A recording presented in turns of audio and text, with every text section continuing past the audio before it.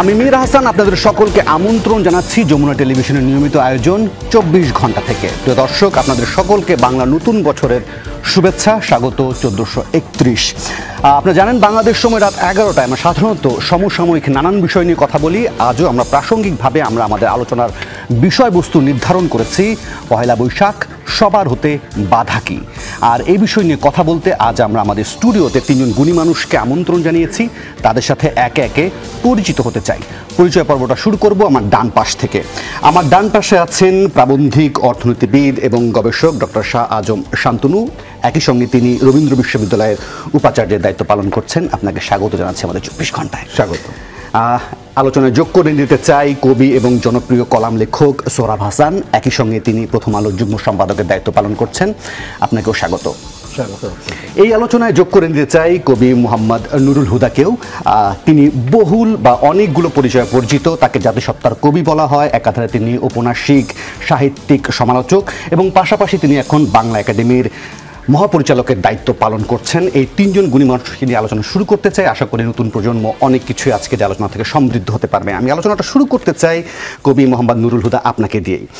প্রথম যে প্রশ্নটি দিয়ে আমি আলোচনাটা শুরু করতে চাই, আসলে আমি বুঝতে চাই, নিজের জন্য বুঝতে চাই, সাধারণ দর্শকদের জন্য বুঝতে চাই, আসলে বাংলা নববর্ষ বা পয়লা বৈশাখ বিষয়টা আসলে কি, আর কেন এটা উদযাপন নিয়ে এত দ্বিধা, এত তর্ক বিতর্ক। এটা দুটো বিশ্লেষণ করতেন, তারপর আলোচনাটা এগিয়ে নিতে চাই। শুভ সময়, শুভ নববর্ষ। এই যে আমি শুভ সময় বললাম, এই সময়টা আসলে কি? সময়টা হচ্ছে, আমি মনে করি যতক্ষণ পর্যন্ত আমি কথা বলছি, জীবিত আছি, আমার চেতনা আছে, তখনই আমার সময় এই সময়টা। কাজে ব্যক্তি হিসেবে আমার সময় কত? ১০০ বছর, ৭৭ বছর, ৭৯ বছর, যতদিন আমি চেতনা, আমার জন্মের চেতনা থেকে আমি আরেক জন্মে চলে যাওয়ার আগের চেতনা, এই মুহূর্তটি আমার জীবন, এবং আমার শুরু হচ্ছে, আমার জীবন শুরু হচ্ছে ওই সময়।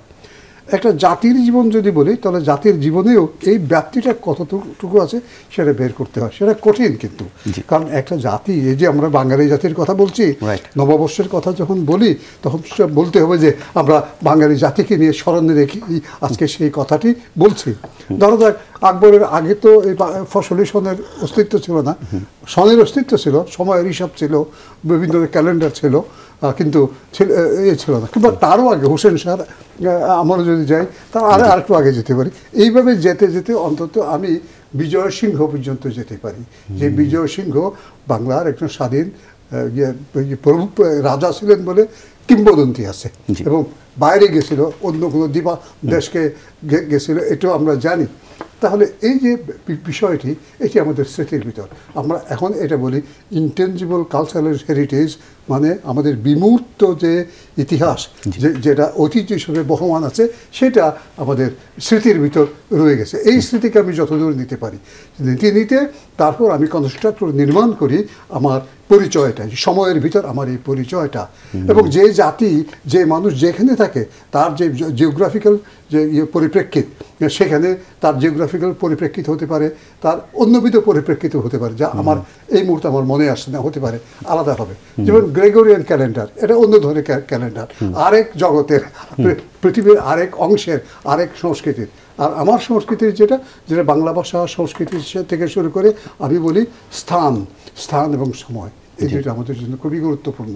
আমরা এটা শনাক্ত করতে পেরেছিলাম বলেই, কোনো না কোনোভাবে এখনো পর্যন্ত সম্পূর্ণ শনাক্ত হয়েছে বলে আমি মনে করি না, তো করেছিলাম বলে আমাদের এখানে জাতিসত্তা নির্মিত হয়েছে, এবং সেই জাতিসত্তা নির্মিত হওয়ার পর স্বাধীন সার্বভৌম রাষ্ট্র নির্মিত হয়েছে। এখন এইটাকে যখন আমরা পরিপূর্ণভাবে কনস্ট্রাক্ট করতে যাব, নির্মাণ করতে যাব নান্দনিকভাবে সকলের জন্য প্রয়োজনীয় হিসেবে, তখন আমাদের এই সত্তাকেও, আমাদের সময়ের যে সত্তা, যে মূল্যায়ন, সেটাকে কমপ্লিট সম্পূর্ণ করতে হবে। এই সম্পূর্ণ করতে হলে যে উপাদানগুলো প্রয়োজন, সেই উপাদানগুলো আমরা বিশেষভাবে শনাক্ত করছি। আমি সবশেষে যে কথাটা বলতে চাই, যদিও মনে হচ্ছে খুব হাল আমলে আমরা মঙ্গল শোভাযাত্রা করেছি, যার বয়স ৫০ বছরেরও বেশি, ৩০-৪০ বছরেরও বেশি হবে না, ৮৬ সাল থেকে শুরু হয়েছে। কিন্তু এটা শুরু হয়েছে একেবারে আমাদের কৃষি সভ্যতার শুরু থেকে, বৈশাখী মেলা থেকে, এবং এখন এটা ইয়েতে দেখতে পাচ্ছেন আমাদের ঢাকা শহরে দেখতে পাচ্ছেন বা জেলা শহরে দেখতে পাচ্ছেন, কিন্তু এই যাত্রাটাই কিন্তু আমাদের শেষ দিকে আমাদের যে নান্দনিক যাত্রা, যেটাকে বলবো যে শত বিভেদ সত্ত্বেও এক ধরনের মনের মিল থাকবে। রবীন্দ্রনাথ যেটাকে বলেছিলেন নান্দনিকতা মানে কি, মানুষে মানুষে মনের মিল। আমাদের চারজনের ভিতর চার রূপ থাকা সত্ত্বেও যে মিলের মাধ্যমে আমরা এখানে স্বাভাবিকভাবে বসে আছি, সেটি কিন্তু একটি জাতিসত্তাকে ইয়ে করে। সেই জাতি মানে একটা দেশভিত্তিক জাতি হতে পারে, বিশ্বভিত্তিক জাতি হতে পারে। আমরা এখন দেশভিত্তিক জাতির কথা বলছি। জি, আমি একটু ডক্টর শান্তনুর বিশ্লেষণটা শুনে নিই। যে প্রশ্নটি আপনার কাছে রেখেছিলাম কবি নুরুল হুদার কাছে, ঠিক একই ধরনের প্রশ্ন আপনার কাছে করতে চাই। ধরেন উনি একটা প্রেক্ষাপট বলছিলেন, কি বাস্তবতা কীভাবে আমরা শেকড়ের সন্ধান করেছি, কিন্তু এটাও তো একটা গুরুত্বপূর্ণ বিষয় যে আমরা যে নান্দনিক যাত্রার কথা বলছি, আয়োজনের কথা বলছি, যেটাকে বিভেদ বলছি, যেটাকে ঘিরে, এই মতভেদের কারণটা আপনার কি মনে হয়? আসলে মতভেদের কারণটা খুঁজতে গেলে পরে তো আমাদের বাংলাদেশের অভ্যুদয়টাকে আমরা যদি বিশ্লেষণ করি, তাহলে পরে আপনি দেখবেন যে একটি সুনির্দিষ্ট গোষ্ঠী, সেই গোষ্ঠীর আদিতেও যে অবস্থানটি ছিল, স্বাধীন বাংলাদেশেও একই অবস্থান, এবং সেখান থেকেই বিভেদগুলো তৈরি হচ্ছে। আসলে যেটা আমি মনে করি যে একটি জাতির চারিত্র্য নির্মাণের জন্য একটি জাতীয় উৎসব প্রয়োজন, এবং সেই উৎসবের প্রয়োজনীয়তা থেকেই একেবারে সৃষ্টির শুরু থেকেই মানুষ এই যে সৃষ্টি, প্রকৃতি এবং যেগুলো থেকে মানুষ সুবিধা ভোগ করছে, যেগুলো থেকে তারা অনেক সহযোগিতা পাচ্ছে, তার স্তুতি গাওয়া এবং তার ক্রিয়েটরকে প্রশংসা করা, এইগুলোর মধ্য দিয়ে কিন্তু এক একটা পার্বণ উদযাপন করেছে। এবং সেই হিসেবে আমাদের মধ্যে নানা পর্যায়ে অতিক্রম করে পহেলা বৈশাখটা এসেছে, এবং যেটি আমার মনে হয় কবি মোহাম্মদ নুরুল হুদা উনি বলতে যে একটা জায়গা মিস করে গেছেন, শুধু আকবরের কথাটা বলে গেছেন আর কি। সেখানে তো একরকম মুঘল শাসনামলে সেটি একটি আপনার ট্যাক্স আদায়, কর আদায়, এবং প্রজা যারা ছিল তাদেরকে কিছু সহযোগিতার মধ্যে নিবিষ্ট ছিল। এবং আস্তে আস্তে একটা পর্যায়ে যে দেখা গেল যে এটি দিয়ে মানুষের সম্পর্ক, ব্যক্তিতে যে সম্প্রীতি, সেই সম্প্রীতির একটি বন্ধন তৈরি হলো। এবং বিশেষ করে আমাদের এই যে এলাকা, যে জায়গা, সেটাকে আমরা আদিকাল থেকেই দেখি যে বিভিন্ন ধর্মের মানুষ একসঙ্গে সহাবস্থান করছেন। সুতরাং তাদের একসাথে একটি পার্বণে মিলেমিশে তাদের নিজেদের মতের যে বিনিময়, সেই বিনিময়টি করবার মতো একটি মাত্র উৎসব, সেটি কিন্তু আমাদের এই পহেলা বৈশাখের উৎসব। এবং এই উৎসবকে ঘিরেই কিন্তু মানুষ তার জাতীয় চেতনায় উদ্বুদ্ধ হয়। এখন এই উৎসবকে যখন জাতীয় চেতনায় উদ্বুদ্ধ হয়েছে, তখন ব্রিটিশ শাসনামলে মানুষ কিন্তু এই পহেলা বৈশাখে ঢুকেই কিন্তু ব্রিটিশ বিরোধী এবং উপনিবেশবাদের বিরুদ্ধে যে চেতনা, সেই চেতনার সঞ্চার করেছে। সুতরাং ব্রিটিশ বেনিয়ারা তারা কিন্তু এর মধ্যে বিভাজন করার চেষ্টা করেছে। এবং এর পরবর্তীকালে আমরা দেখেছি ভাষা আন্দোলনের মাধ্যমে যে বাংলাকে কক্ষিগত করবার একটি চেষ্টা করেছে পাকিস্তান, এবং সেখানে যখন সফল হয়নি, তখন ওই উপনিবেশবাদেরই একটি উত্তরাধিকার আইয়ুব খান, তিনি কিন্তু এসে এই বাঙালিকে বিভাজন করার চেষ্টা করেছে হিন্দু মুসলমান বলে, এবং সেখানে বাংলাকে হিন্দুদের ভাষা এবং এই পহেলা বৈশাখের যে পার্বণ, সেই পার্বণটি একরকম একটু হিন্দুয়ানি পার্বণ বলে আখ্যায়িত করার চেষ্টা করেছেন। কিন্তু যা আমাদের সংস্কৃতির সঙ্গে একেবারে ওতপ্রোতভাবে জড়িত এবং যেটি জীবন ধারণের সঙ্গে যুক্ত, তা ধর্মীয় বেড়াজালে কি করে আবদ্ধ হবে, যার ফলে আমরা এটার বিপক্ষে দাঁড়িয়েছি এবং একটি স্বকীয় বাঙালি জাতীয়তাবাদ তৈরি হয়েছে। এবং আপনি দেখেছেন যে রবীন্দ্রনাথের সঙ্গীতকে একসময় জাতীয় মিডিয়াতে ব্যান করার পরিপ্রেক্ষিতে ছায়ানট একটি নতুন ধারা তৈরি করেছে, এবং সেই ধারাটি আপনার পহেলা বৈশাখের সকালে আপনার বর্ষকে আবাহন করা। সুতরাং এই বিষয় কিন্তু যে কোনো স্বৈরাচার কিংবা উপনিবেশবাদের বিরুদ্ধে একটি জাতীয় চেতনার উন্মেষের কিন্তু কথা বলে। সুতরাং সেই সময় আমরা যেরকম দেখেছি যে যারা বাংলাদেশকে একটি স্বাধীন রাষ্ট্র হতে দেয়নি, তারা যেভাবে এই পহেলা বৈশাখকে কেন্দ্র করে আপনার এটাকে বিভাজিত করার চেষ্টা করেছে, আজকে স্বাধীন বাংলাদেশেও যারা বাংলাদেশের বিরোধিতা করছে, তারাও কিন্তু এই পয়লা বৈশাখের যে শক্তি, যে চেতনা, সেই চেতনাকে প্রশ্নবিদ্ধ করার চেষ্টা করছে। জি, আমি একটু তাহলে এবার সোহরাব হাসানের আপনার বিশ্লেষণ শুনি। প্রারম্ভিক আলোচনা আমি সবার কথাগুলি শুনতে চাই। সোহরাব হাসান, আমি লক্ষ্য করছি যে অনেকেই এটা প্রায় নিয়মিতই বলছেন, গণমাধ্যমে বলুন বা বিভিন্ন চায়ের আড্ডায় বলুন বা বিভিন্ন আলোচনায় বলেন, সেখানে বলা হচ্ছে যে তারা বলছেন যে পয়লা বৈশাখটা আসলে মূলত এদেশের কৃষকের, মজুরের, ছোট ছোট ব্যবসায়ীদের, স্বর্ণকারের, সর্বোপরি সাধারণ মানুষের এই উদযাপনটা বা এই সময়টা, যেটা কবি নুরুদা বলছিলেন, সেটা তাদের হাতে নেই, যে মানুষগুলো কথাগুলো বলছি। আপনিও কি তাই মনে করেন যে এই জিনিসটা আসলে হাতছাড়া হয়ে গেছে এই সাধারণ মানুষদের? ধন্যবাদ। হুদা ভাই যেটা বলছিলেন যে এই যে মঙ্গল শোভাযাত্রা, জি, এটা আমরা যে নামই দেই, এটি তো আবহমান কাল থেকে চলে আসছে গ্রামগঞ্জে, মেলার মাধ্যমে, নানাভাবে।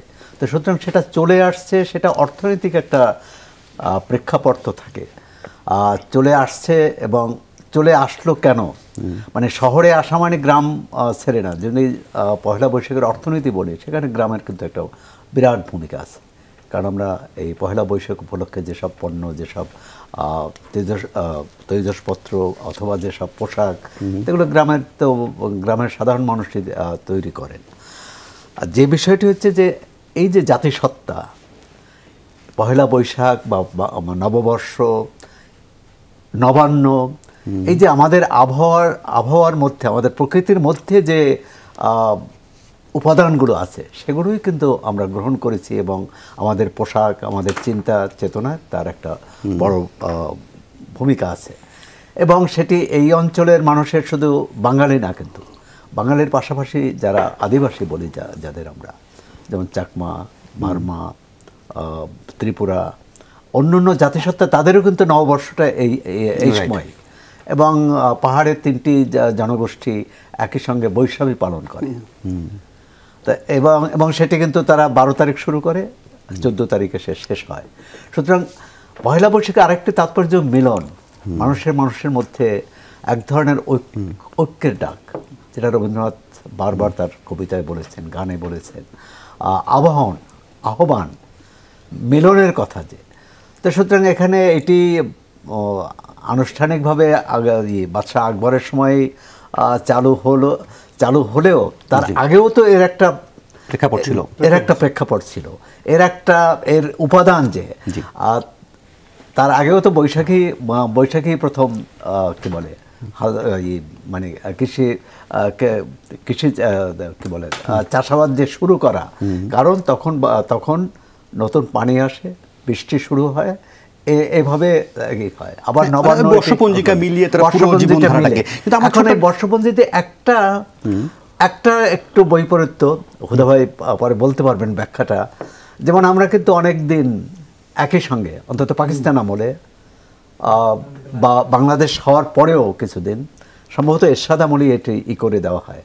আগে কিন্তু পয়লা বৈশাখ ভারতের পশ্চিমবঙ্গের যে বাঙালিরা পালন করে এবং বাংলাদেশের একই দিনে হতো। কিন্তু এটি ডক্টর মোহাম্মদ শহীদুল্লাহ, না, ডক্টর মোহাম্মদ শহীদুল্লাহ, তিনি শামসুজ্জামান খান পর্যন্ত বাংলা একাডেমি এটি আনুষ্ঠানিকভাবে এটা স্থির করে দেন যে একই দিনে, মানে প্রতি বছর যেটি খ্রিস্টীয় বর্ষ পরিক্রমার সাথে যে একটা দিন করা, যে এটা অনিশ্চিত থাকা নয়। এখন এটা নিয়ে অনেক আছে আমাদের এখানেও, কিন্তু যারা বিশেষ করে পুরানো ঢাকার বা যারা হিন্দু সম্প্রদায়ের যারা ব্যবসায়ী, তারা কিন্তু আবার দেখা যাবে যে আগামীকাল এই নববর্ষ বা হালখাতা উদযাপন করছে, পশ্চিমবঙ্গে তো করছেই।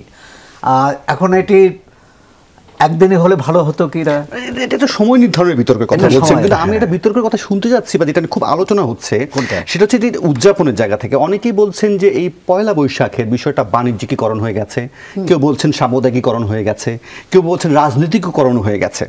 বিষয়গুলো কি এরকমই, যে বিষয়টা নিয়ে আসলে আমরা বিভেদটা আসলে এইভাবেই শুরু হয়েছে? আমরা এই সমাজে একইভাবে রাজনৈতিক মানুষ, একইভাবে সাংস্কৃতিক মানুষ, একইভাবে ধর্মীয় মানুষও, বাণিজ্যিক মানুষও, হ্যাঁ, মানে সুতরাং এই একটার মুখোমুখি করা বোধহয় ঠিক হবে না, একটার বিরোধী করা ঠিক হবে না, যেটা পাকিস্তান আমলে করেছিলেন পাকিস্তানি শাসকরা, যে বাঙালি সত্তা বা পয়লা বৈশাখ বাংলা নববর্ষ উদযাপন করলে পাকিস্তানকে এরা ভুলে যাবে বা পাকিস্তানের যে চেতনা তার সাথে খাপ খায় না। কিন্তু স্বাধীনতার পর সেটি তো থাকার কোনো কারণ ছিল না, যদিও শাসকবর্গ বিভিন্ন সময় এটাই করেছে, যে ডক্টর শাহ আজম বললেন। কিন্তু আসলে চেতনাটা ভেতরে, এবং সেই চেতনার যেটা বলতে পারেন আপনি, যেটা বললেন যে শহর গ্রাম থেকে শহরে আসছে কিনা, এখন এটার একটা বড় হলো যে গ্রামে আগেও দারিদ্র্য ছিল, জি, হ্যাঁ, কিন্তু সেই দারিদ্র্যর অভিঘাত বা দারিদ্র্যের আঘাত হয়তো বেশিরভাগ মানুষের মধ্যে ছিল না। এখন দারিদ্র্যটা বেশি, মানুষ এই যে কর্মজীবী মানুষ তারা কাজের সন্ধানে শহরে আসে। সুতরাং গ্রামে যেমন আগে যেভাবে উৎসব হতো, এই যে মেলা হতো পয়লা বৈশাখকে সামনে রেখে, চৈত্র সংক্রান্তিকে সামনে রেখে, সেটি কমে গেছে। এখন এটি কমে যাওয়ার কারণ যে তাদেরকে ভুলে গেছে তা নয়, এটি কমে যাওয়ার কারণ একটা অর্থনীতিটা এখন শহরমুখী হয়ে গেছে। সুতরাং এটাকে আমি বৈপরীত্য দেখি না। জি, তাহলে আমি একটু কবি নুরুল আপনার একটু বিশ্লেষণ শুনতে চাই যে এই যে এতগুলো আমি বিশেষণ যোগ করলাম যে এই উদযাপনটাকে ঘিরে, এই সময়টাকে ঘিরে যে এত ধরনের প্রশ্ন, বিতর্ক বলেন, দ্বিধা বলেন, ডিলেমা বলেন, সবই এসে যোগ হয়েছে। আপনি কি মনে করেন যে আসলে এগুলো যোগ হওয়ার কথাই ছিল আসলে সময়ের পরিক্রমায়? আমার মনে হয় সময়ের পরিক্রমায় এই ধরনের প্রশ্নগুলো উঠে। জি, আমরা একটা কথা বলি, মুক্তিযুদ্ধ, যে কোনো সিদ্ধান্তে যেতে হলে একেবারে শেষ যুদ্ধকে মুক্তিযুদ্ধ বলে। তার আগে একটা বিষয় আছে যুক্তিযুদ্ধ। যুক্তিযুদ্ধের সময় এই কনফিউশনগুলো দেখা যায়। আমি এক ধরনের কথা বলবো, আজম এক ধরনের কথা বলবে, সৌরভ এক ধরনের কথা বলবো, আপনি এক ধরনের কথা বলবেন। এই সব কথাগুলোকে মিলিয়ে আমাকে একটা চূড়ান্ত সিদ্ধান্তে যেতে হবে। অনেকটা একটা ইয়ের মতো, একটা সিদ্ধান্তে যাওয়ার মতো একটা বিষয় আর কি। আমি যতদূর জানি মেঘনাদ সাহা প্রথমে এই যে গ্রেগরিয়ান ক্যালেন্ডার আর বাংলা ক্যালেন্ডারের ভিতরে সমন্বয় করে পহেলা বৈশাখে একটা দিন করার প্রথমে একটা কমিশন হয় কলকাতায়। এবং তারই পরিপ্রেক্ষিতে এটাকে মেনে নিয়েই ডক্টর মোহাম্মদ শহীদুল্লাহ বাংলা একাডেমিতে যে কমিটি করে সেই কমিটির প্রতি সেটাই করা হয়। কিন্তু ওই যে আপনি বললেন বাণিজ্যিক পরিপ্রেক্ষিত, যদি আমরা এই আগের যে ইয়ে ছিল এটা পাল্টে দিই, তাহলে কি হবে? আগের যে চলমান যে পঞ্জিকা, বাংলা পঞ্জিকা, সেই পঞ্জিকার ভিতরে একটু পার্থক্য হয়ে যায় সামান্য, এই গর্ভে একদিনের পার্থক্য হয়ে যায়। এর ফলে বাণিজ্যিকভাবে একটা গোষ্ঠী এটাকে গ্রহণ করতে অস্বীকার করেছে, বিশেষ করে পশ্চিমবঙ্গে। আমাদের এখানে কেউ অস্বীকার করেছে। এই কারণেই আজ পর্যন্ত এটা কিন্তু আমরা সমতার ভিতর যেতে পারিনি। কিন্তু এই দুই ক্যালেন্ডারের ভিতর সত্যিকার অর্থে কোনো বিভেদ ছিল না। আমরা যদি এমন হয় ভবিষ্যতে, আমার মনে হয় এক সময় এক হয়ে যেতেও পারে। হয় আগে যেতে হবে, অথবা একদিন পরে আমরা করছি, এই একদিন পরে তাদেরকে এটা আসতে হবে বলে আমার মনে হয়।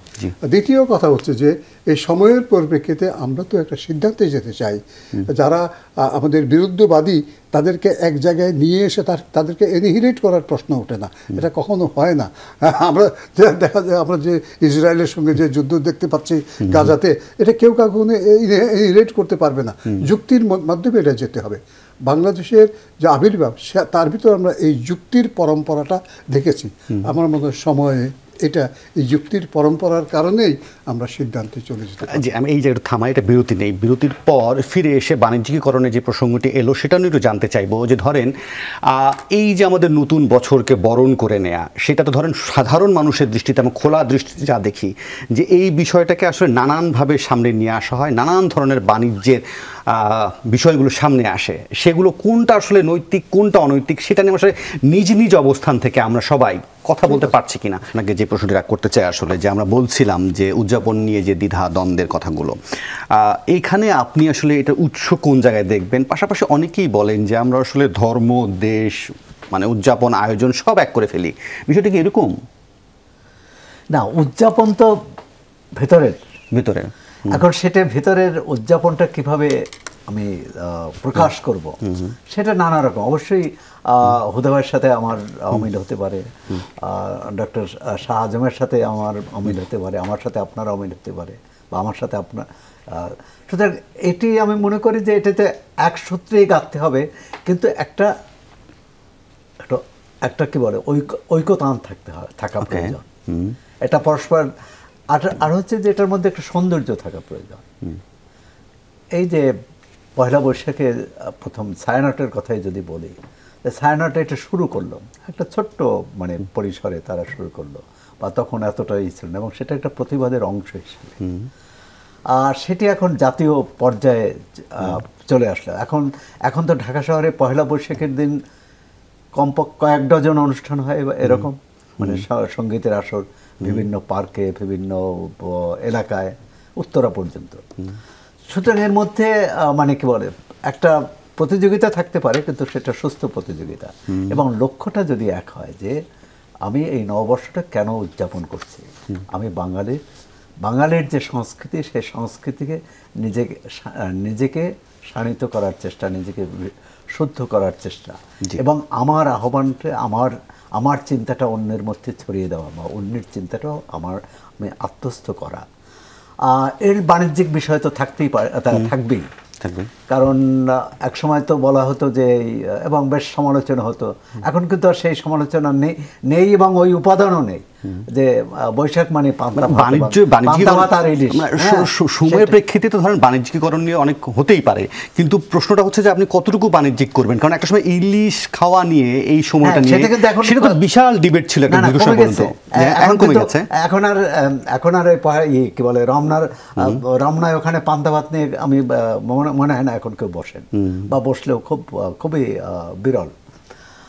যে বিষয়টি হচ্ছে যে এর একটা বাণিজ্যিক দিক তো আছেই, পয়লা বৈশাখের ঈদেরও তো একটা বাণিজ্যিক দিক আছে, রাইট?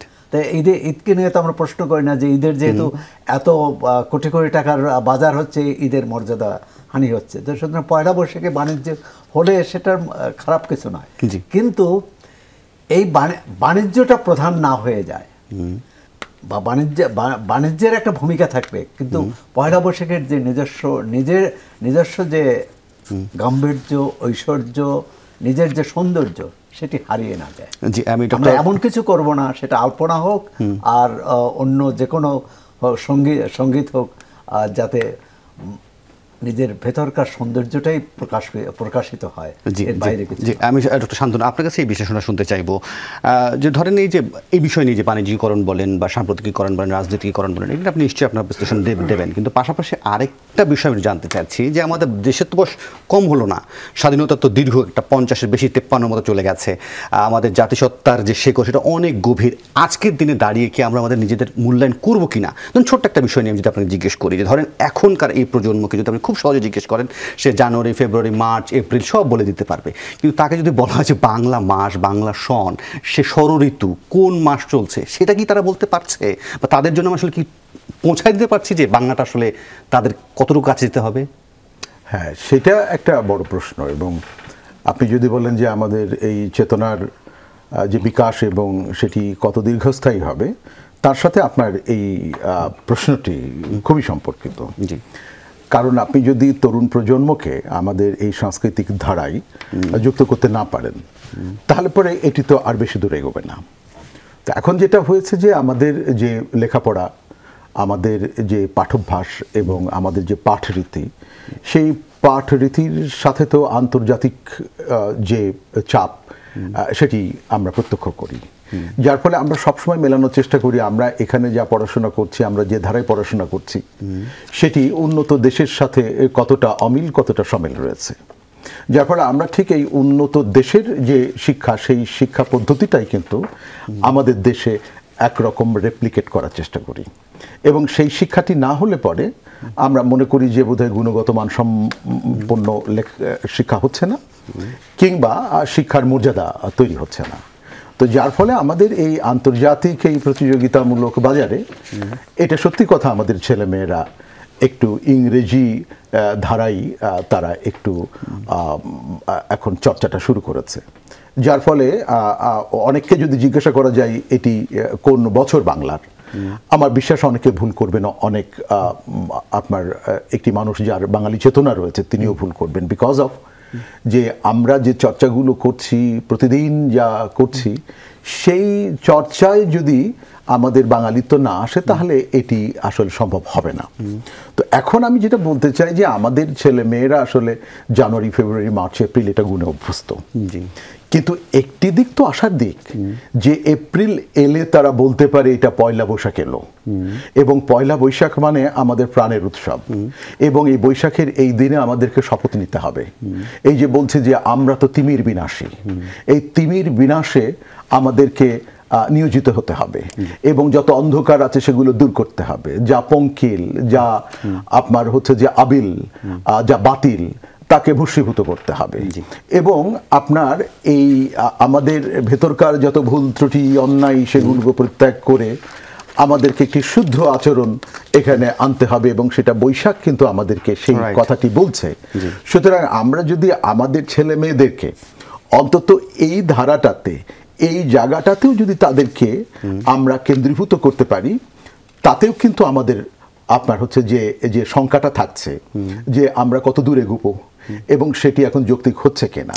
আমার কাছে মনে হয় যে এই জায়গাটা থেকে উত্তরণের জন্যও আমাদের এই উৎসবটি বেশি বেশি পালন করা উচিত। কবি মোহাম্মদ নুরুল হুদা, আপনার বিশ্লেষণে জানতে চাইবো, আপনি নিজেও ইংরেজি সাহিত্যের মানুষ, কিন্তু আমার ইংরেজিকে তো উপেক্ষা করতেও পারি না, কিন্তু তাই বলে আমার যে নিজের ভাষা, আমার যে বর্ণমালা, যার জন্য আমাদের এত ত্যাগ তিতিক্ষা, সেটা আসলে কতটুকু সর্বস্তরে সবার কাছে গেল?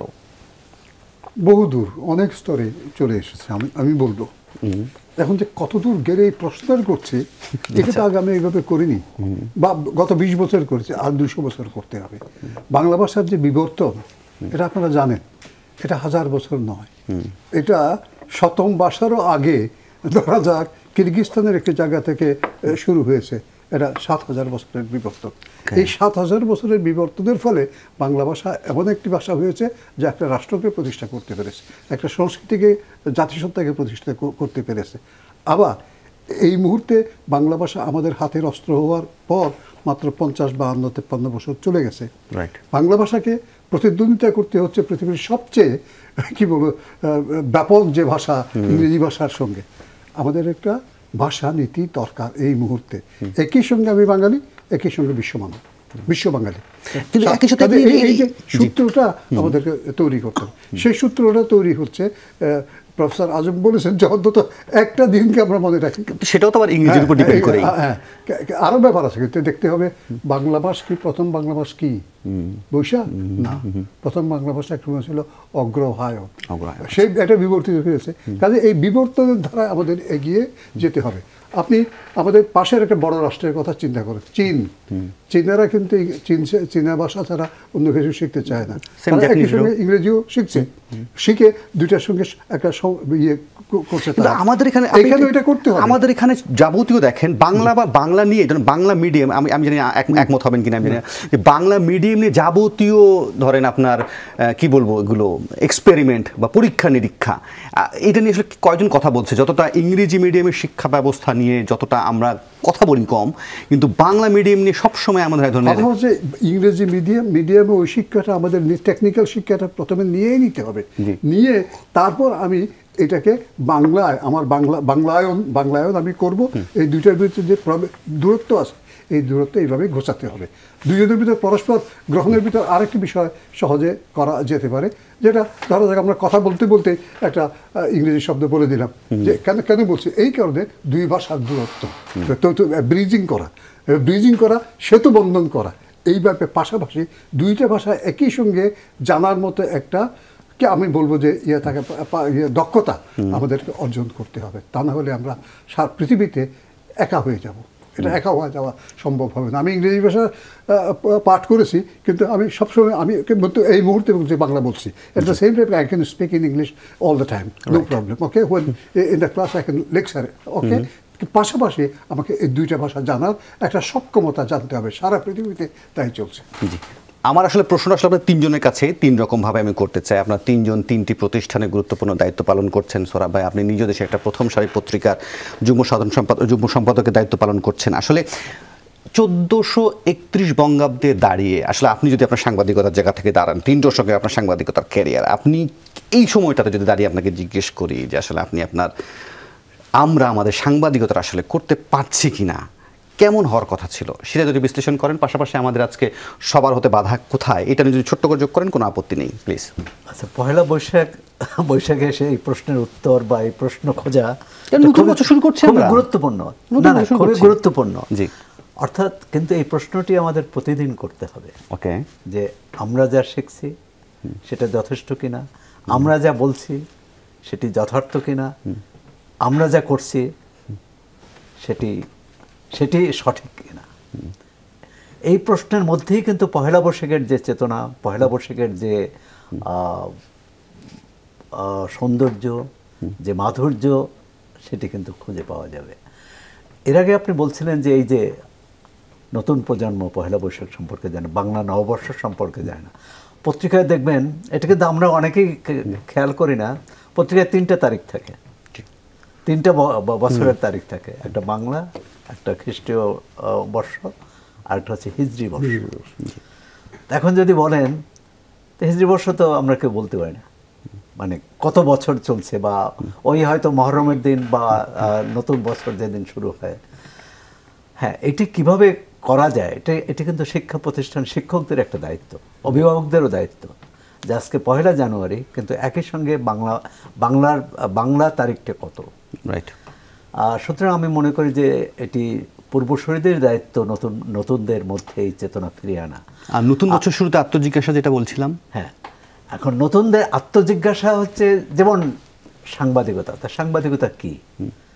সাংবাদিকতা জনগণের কথা বলা, যা সত্য সেটি প্রকাশ করার চেষ্টা করা, যা জনগণের কল্যাণে, জনগণের ভাগ্য পরিবর্তন হবে, যা অন্যায় তার বিরুদ্ধে কথা বলা, ভাগ্য পরিবর্তনের চেষ্টা করা, যা অন্যায় তার বিরুদ্ধে অবস্থান নেওয়া। এটা তো শুধু পহেলা বৈশাখের নয়, সারা বছরই। হ্যাঁ, তাই পহেলা বৈশাখে এর প্রাসঙ্গিকতা এখানেই যে পহেলা বৈশাখে আমরা এসে এই প্রশ্নটি করতে পারি, গত 1 বছরে আমরা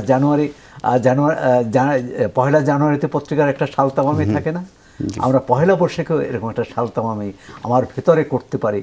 আমার যে স্বজন, আমার যে প্রিয়জন, আমার যে কাছের মানুষ, আমার যে সহকর্মী, তাদেরকেও এটি জানাতে পারি এবং তাদেরটাও আমরা জানতে পারি যে সত্যি সত্যি আমরা গত পহেলা বৈশাখ থেকে এই পহেলা বৈশাখে আমরা কি করতে পারলাম, কি পারলাম। জি, ডক্টর শান্তনুর কাছে থেকে একই প্রশ্ন। ধরুন বিশ্ববিদ্যালয়গুলোর উপাচার্য পদ তো ভীষণ রকমের গুরুত্বপূর্ণ, তিনি নেতৃত্ব দেন বিশ্ববিদ্যালয়কে। এখন আমাদের এই সময় আমরা দেখছিলাম যে বিশ্ববিদ্যালয়ের উপাচার্য পদগুলো ভীষণ রকমের আসলে বিতর্কিত হচ্ছে, নানান জায়গায় নানান বিতর্ক উঠছে। আপনি কি মনে করেন যে আসলে কোনো ধরনের চাপ থেকে আসলে বিতর্কিত হয়ে যাওয়া? না, আসলে যেটা বলি যে আপনার চাপ তো সব প্রফেশনে আছে, সব প্রতিষ্ঠানে আছে, তবে বিশেষ করে বাংলাদেশের এডুকেশন ইনস্টিটিউটগুলোর যে নেতৃত্ব, তা শিক্ষকেরা নেতৃত্ব দেন। আর আপনি জানেন যে শিক্ষকদের কাছে মানুষের প্রত্যাশা থাকে অনেক বেশি, রাইট। যার ফলে একজন শিক্ষক যাকে মানুষ সব থেকে শ্রদ্ধার জায়গায় যাকে বসান, সেখানে তার কোনো কারণ যদি তা বাস্তবতা বিবর্জিত হয়, যদি তা মানুষের প্রত্যাশা থেকে বাইরে যায়, সেটাকে তারা আরও বেশি বেশি করে দেখে। যার ফলে এই যে ক্ষরণটা যে হয়, সেই ক্ষরণ থেকে তারা কিছু বলবার চেষ্টা করে, এবং এই বলতে বলতে এটা একটা সংস্কৃতি হয়ে দাঁড়িয়েছে। এবং এই সুযোগে আমার যেটা মনে হয় যে বিশেষ করে শিক্ষা প্রতিষ্ঠানগুলোর যে এক্সটেনশনের পলিসি বাংলাদেশ সরকার নিয়েছে, সেক্ষেত্রে নানান কিছু অর্থনৈতিক যোগ এখানে আছে। এই অর্থনৈতিক যোগের ক্ষেত্রে আমাদের ব্যবসা প্রতিষ্ঠান এবং কিছু স্টেক হোল্ডার, তাদের নিজেদের কিছু স্বার্থ এটার সঙ্গে সম্পর্কিত, যার ফলে তারা ওই স্বার্থটা অনেক ক্ষেত্রেই আপনার অর্জন করবার জন্যে অহেতুক কিংবা অযৌক্তিক কিছু দায় প্রতিষ্ঠানের প্রধানের উপরে চাপিয়ে দিচ্ছেন, সেটাও কিন্তু মিথ্যা নয়। তো এখন আমাদের যেটা হয়েছে যে একটা প্রতিষ্ঠান চালাতে গেলে নানান রকম স্টেক হোল্ডার থাকে। এই স্টেক হোল্ডারদের এক একজনের স্বার্থ এক এক রকম। এই সবাইকে সমন্বয় করে একটা প্রতিষ্ঠান চালানো যদি জাতীয় পলিসিটি স্ট্রিক্টলি প্রতিপালন করা না হয়, তাহলে সেটা খুব শক্ত ব্যাপার। যার ফলে কোনো একটা আপনার পক্ষ যদি অখুশি হন, তিনি সঙ্গে সঙ্গে আপনার সোশ্যাল মিডিয়াতে আসেন, এবং এই সোশ্যাল মিডিয়াতে আসার সাথে সাথেই অনেক মিডিয়া আছে যারা এটাকে আপনার সত্য অসত্য বিবেচনা না করে এটি প্রচারে চলে যায়, যার ফলে হয় কি অনেক সময় অনেক অসত্যও আপনার বাইরের বাজারে থাকে। তো সেই ক্ষেত্রে আমরা যেটা দেখেছি, বিশেষ করে বাংলাদেশের বিশ্ববিদ্যালয়গুলো এবং বিশ্ববিদ্যালয়গুলোর উপাচার্যগণ আসলে এটার ভিকটিম হচ্ছে। কিছু কিছু দায়ী তাদেরও আছে। আমার কাছে মনে হয় এই পহেলা বৈশাখ থেকে আমাদের যদি এই আমরা প্রতিজ্ঞাটি নিতে পারি যে আমাদের আন্তঃব্যক্তিক আন্তঃপ্রাতিষ্ঠানিক যে পারস্পরিক যে শ্রদ্ধাবোধ, সেটি যদি আমরা প্রতিষ্ঠা করতে পারি এবং এই প্রতিষ্ঠার মাধ্যমে যদি একে অন্যের সহযোগীর ভূমিকা পালন করি, তাহলে আমার বিশ্বাস আমরা ঠিক যেদিকে যাচ্ছি কিংবা যেদিকে গেছি সেখান থেকে ঘুরে দাঁড়ানো খুব একটা মানে শক্ত ব্যাপার মনে হবে না। সুতরাং এই পহেলা বৈশাখটি সবারই হোক। জি, অসংখ্য ধন্যবাদ। আমি একটু কবি মোহাম্মদ নুরুল হুদা আপনার বিশ্লেষণটা শুনতে চাইবো। আমরা দেখেছি যে বাংলা একাডেমির মহাপরিচালকের পদটি আসলে দেশের প্রধান কবিরা বা গুরুত্বপূর্ণ মানুষরা আসলে অলঙ্কৃত করেছেন। তাদের দেখেছি যে ধরেন দেশের সামাজিক বলেন, রাজনৈতিক বলেন, অর্থনৈতিক বলেন, নানান সময় নানান চ্যালেঞ্জের সময় তারা নানানভাবে তাদের কণ্ঠস্বর, সমালোচনার প্রতিবাদ সবাই জারি রেখেছেন। আমার প্রশ্নের জায়গাটা হচ্ছে কবি নুরুল হুদা কি তার প্রতিবাদী কণ্ঠস্বরটা জারি রাখতে পেরেছেন এখন পর্যন্ত? চেষ্টা তো করেছি। যখন বাংলাদেশে আন্তর্জাতিক সাহিত্য মেলা হচ্ছে এবং সেই সাহিত্য মেলা যখন বাইরের একটি অঞ্চলের নাম যুক্ত করে সাহিত্য মেলা হচ্ছিল, তখন আমরা প্রতিবাদ করেছিলাম। প্রতিবাদ করার পর দেখা গেছে এই বাংলা একাডেমিতে সেই মেলাটি হচ্ছে, কিন্তু এখন ঢাকা সাহিত্য মেলা বা লিট ফেস্টিভ্যাল করে হচ্ছে। এই যে স্থানিকতা, আপনি স্থানিকতাকে কিছুতেই বিসর্জন দিতে পারবেন না। আমার স্থানটা যত বড়, সেই আমার বাংলাদেশকে আমার বুঝতে হবে। এই বাংলাদেশের ভিতরেই সারা পৃথিবীর যে অস্তিত্ব তাকে আমাকে ধারণ করতে হবে।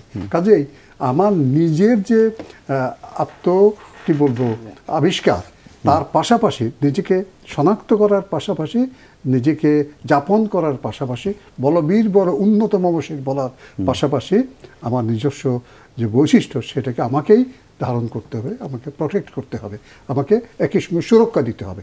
এবং জানতে হবে প্রটেক্টেড বা বাংলা সুরক্ষা, সুরক্ষার ইংরেজি এর অর্থ হচ্ছে আমি দেশের ভিতর থেকে বিশ্বের সঙ্গে যুক্ত থাকব। এই প্রবণতা, এই বিশ্বাস যদি আমার থাকে, তাহলে আমার মনে হয় পয়লা বৈশাখও আমাদের সবার হতে কোনো বাধা নাই। আমি যদি বাঙালি হই, তাহলে বাঙালির সংস্কৃতির যে মূল উৎস সে পয়লা বৈশাখ, সে সংক্রান্তি, চৈত্র সংক্রান্তি এবং পয়লা বৈশাখ কাছাকাছি, খুব দূরত্ব না। চৈত্র সংক্রান্তি শুরু হচ্ছে গভীর রাতে, আর পয়লা বৈশাখ শুরু হচ্ছে সূর্য ওঠার সঙ্গে সঙ্গে। এই রাত এবং দিনের যে সম্পর্ক, এটা যেমন অবিভাজ্য, এটা যখন দুই ধরনের, ঠিক তেমনি আমি বাঙালি, আমি বিশ্ব মানুষ, এটাও আমাকে বুঝতে হবে। বাংলা একাডেমি এইভাবেই বিশ্বকে দেশের ভিতর এবং দেশকে বিশ্বের ভিতর ছড়িয়ে দিচ্ছে। এই যে একটা সেতু বন্ধনের কথা বলছিলেন, সেখানে আমি অনেক সমালোচককে বলতে শুনেছি যে কবিরা বা কিংবা বুদ্ধিজীবীরা যখনই এই বাংলা একাডেমির মহাপরিচালকের দায়িত্ব নিয়েছেন, তারা বেশি পরিমাণ সমালোচিত হয়েছেন। এই বক্তব্য আমি জানি না আপনি শুনেছেন কিনা। পাশাপাশি ধরেন আপনার সময়ও যদি এই কথাগুলো আসে, ধরেন বই মেলায় বই নিষিদ্ধ হয়ে যাওয়া বা বই প্রকাশকের স্টল বন্ধ হয়ে যাওয়া, এই সমালোচনাগুলোকে আপনি কিভাবে নেন? এটা কি পাল্টা লজিক? এটা তো আমার মনে হয় যে এই বিষয়টা যারা জানে না, যাদের বিষয়টা সম্পর্কে সচেতন না, তারাই প্রশ্ন করতে পারে। বাংলা একাডেমিতে বলা হচ্ছে কপিরাইট লঙ্ঘন করা হয়েছে, আমি কপিরাইট লঙ্ঘন করেছি, এই ধরনের ইয়ে এসেছে অভিযোগ ফেসবুকে এসে, আমি কোনো কথা বলিনি। কারণ বিষয়টা জানতে হবে, সেটা কপিরাইট লঙ্ঘন করে আপনি কোনো বই লিখতে পারবেন না, আর কপিরাইট কীভাবে লঙ্ঘিত হয় সেটাও জানতে হবে। আইডিয়ার কোনো কপিরাইট নেই। আমরা কোনো কিছু বললাম, যখন মুখে উচ্চারণ করে ফেললাম, এটি লিখিত রূপ হলো, এটা ব্যক্ত রূপ হলো, তার কপিরাইট আছে। এই ধরনের কপিরাইট সম্পর্ক কোনো বিষয় যদি লঙ্ঘিত হয়ে থাকে একটা মেলায়, এবং সেটা পৃথিবীর কোনো মেলাতে কিন্তু কপিরাইট লঙ্ঘিত হচ্ছে এমন বিষয়কে আমরা ধারণ করতে পারি না। কাজেই বাংলা একাডেমিতে একটা আমাদের যে নীতিমালা আছে, নীতিমালায় পরিষ্কার করে বলা আছে কপিরাইট লঙ্ঘন করা যাবে না, এবং সেটাকে পাহারা দেওয়ার জন্য একটা টাস্ক ফোর্স আছে। সেই টাস্ক ফোর্স কিন্তু কপিরাইট অফিসের প্রধানকে নিয়েই এই টাস্ক ফোর্স গঠিত হয়। আপনারা দেখবেন যে এই অভিযোগ তখনই উঠে যখন এই ধরনের উল্টাপাল্টা কিছু হয়। বই আছে বাজারে, কিন্তু সেই বইটা ভিতর কি আছে সেই জিনিসটা না দেখেই আমরা বইটা বিক্রি করে দিতে পারি না। আমি একটি কথা আমি বলে শেষ কথা হচ্ছে, এই আদালতে এটা হয়েছিল, একটা বিষয় গেছিল, আপনারা দেখেছেন, আমরা যে বিষয়টা স্ট্যান্ড করেছিলাম, আদালত, মহামান্য আদালত, একটা সর্বোচ্চ আদালত আমাদের পক্ষে রায় দিয়েছেন। এর অর্থ হচ্ছে যা সত্য তাকে বিকৃত করে কপিরাইট লঙ্ঘন করলে সেটি বাজারে চালু করা যাবে না। জি, অসংখ্য ধন্যবাদ কবি মোহাম্মদ নুরুল হুদা। আপনি আলোচনা সমালোচনাগুলো এবং আপনার তিনজনই নিতে পেরেছেন, অসংখ্য ধন্যবাদ। এবং আপনার তিনজনই আপনাদের মূল্যবান সময় মন্তব্য দিয়েছেন, এই জন্য আবারও ধন্যবাদ দিতে চাই কবি মোহাম্মদ নুরুল হুদা, একই সঙ্গে ডক্টর শাহ আজম শান্তনু এবং সোহরাব হাসান। আপনার তিনজনকে অসংখ্য ধন্যবাদ। আর এই ছিল আজকে 24 ঘন্টায়। কাল আবারও দেখা হবে। সে পর্যন্ত ভালো থাকুন, সুস্থ থাকুন, শুভরাত্রি।